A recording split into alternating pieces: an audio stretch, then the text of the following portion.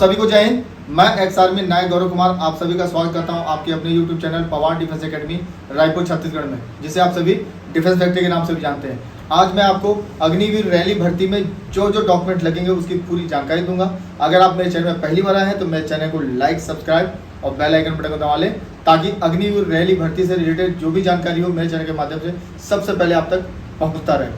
आप अपना pen copy उठा लीजिए। मैं आपको जो डॉक्यूमेंट बताने जा रहा हूँ उसकी पूरी जानकारी आप अपने कॉपी में लिख लीजिए।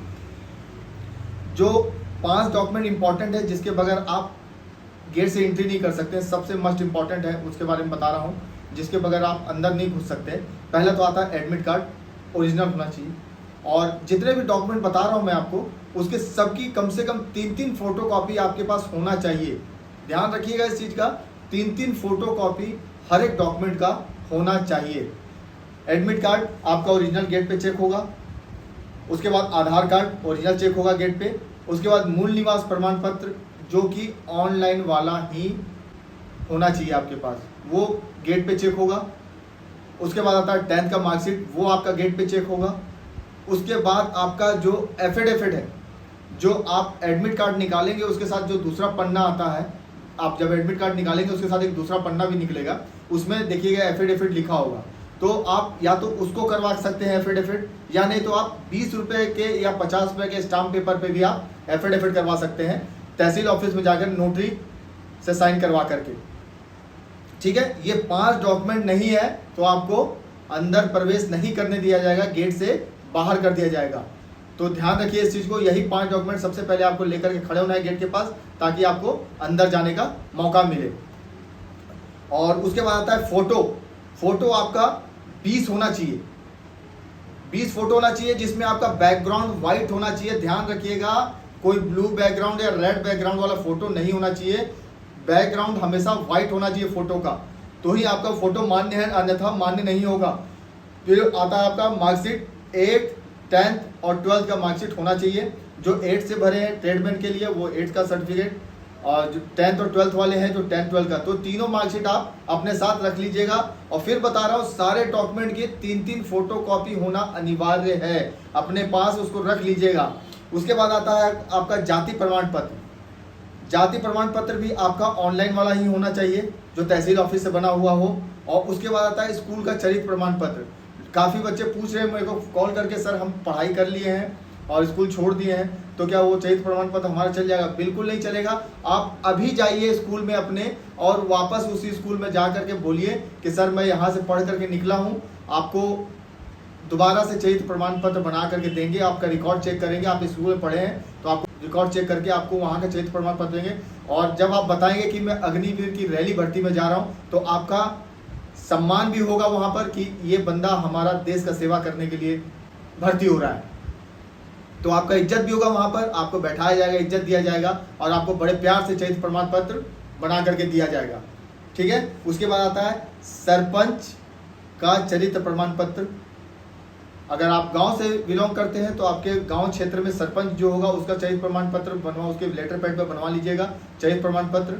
और या नहीं तो आप सिटी से बिलोंग करते हैं तो वहाँ पर सिटी में आजकल क्या पार्षद बनते हैं, पार्षद के लेटर पैड पर लिखवा लीजिएगा और चरित्र प्रमाण पत्र अपना बनवा करके पार्षद का, जो गांव क्षेत्र है उसका सरपंच का लगेगा, जो सिटी क्षेत्र है उसका पार्षद का लगेगा। और उसके बाद अनमैरिड सर्टिफिकेट, जिसको कहते हैं अविवाहित प्रमाण पत्र, ये भी आपका लगेगा, ये भी आपके तहसील ऑफिस में ही बनेगा।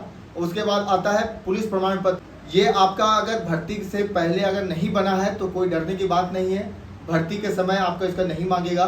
तो आप पुलिस प्रमाण पत्र आप भर्ती के बाद, जब आप भर्ती हो जाएंगे उसके बाद आपकी इसकी ज़रूरत है। अगर आप इसको बनवा लिए हैं तो बहुत बढ़िया है, अन्यथा अगर नहीं बनवाए हैं तो आपको इसको बनवाना पड़ेगा। और जो अभी अप्लाई नहीं किया वो अप्लाई कर दें, और इसकी वैलिडिटी सिर्फ 6 महीने की होती है।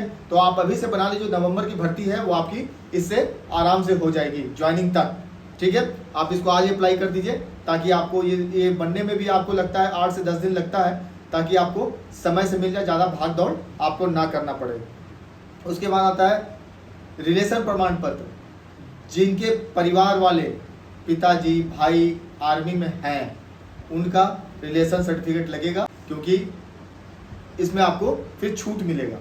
रिलेशन का अगर सर्टिफिकेट जमा करेंगे तो आपको इसमें छूट मिलेगा। उसके बाद आता है एनसीसी सर्टिफिकेट।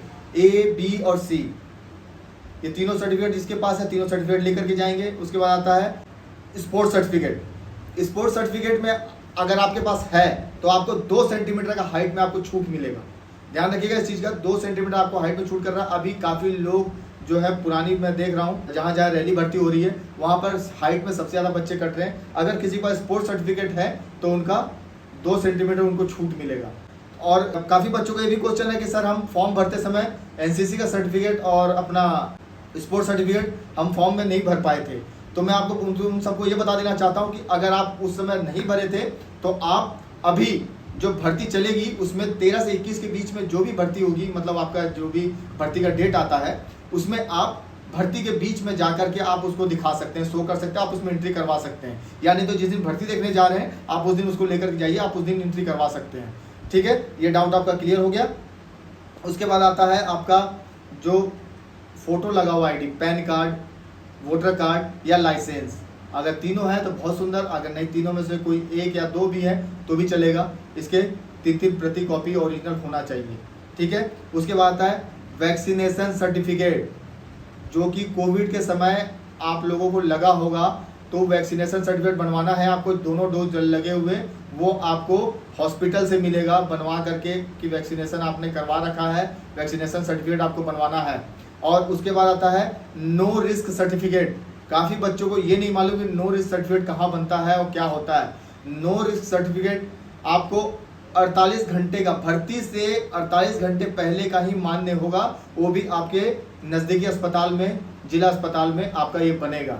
तो नो रिस्क सर्टिफिकेट भी बनवाना है, बहुत अनिवार्य है। ये भर्ती से 48 घंटा पहले मान्य होता है, 48 घंटे के बाद इसकी वैल्यू खत्म हो जाती है। और एक चीज़ और नोट कीजिएगा, बहुत इंपॉर्टेंट है, जो कक्षा 8 से फॉर्म भरे हैं उनकी मार्कशीट पर जिला शिक्षा अधिकारी के साइन और स्टाम्प होना जरूरी अनिवार्य है, अन्यथा उसका सर्टिफिकेट मान्य नहीं किया जाएगा। तो जितनी चीज़ में मैं बताया हूँ उस अगर किसी भी चीज़ में कमी है उसको आप अभी भी समय है बनवा लीजिए। कोई दिक्कत परेशानी हो रहा तो मुझे कॉल करके मेरे से पूछ सकते हैं ताकि मैं आपको पूरी जानकारी दे सकूँ। मेरा नंबर स्क्रीन पे भी दिया हुआ है, डिस्क्रिप्शन में भी नंबर दिया है, आप मुझे डायरेक्ट कॉल कर सकते हैं और मेरे से पूछ सकते हैं। अगर आप अभी भी मेरे चैनल को सब्सक्राइब नहीं की है तो मेरे चैनल को सब्सक्राइब करें, बेल आइकन बटन को दबा लें ताकि आपको पूरी जानकारी, आगे की भी जानकारी मैं अपने चैनल के माध्यम से देता रहूं। सदा हमेशा खुश रहें, स्वस्थ रहें। जय हिंद।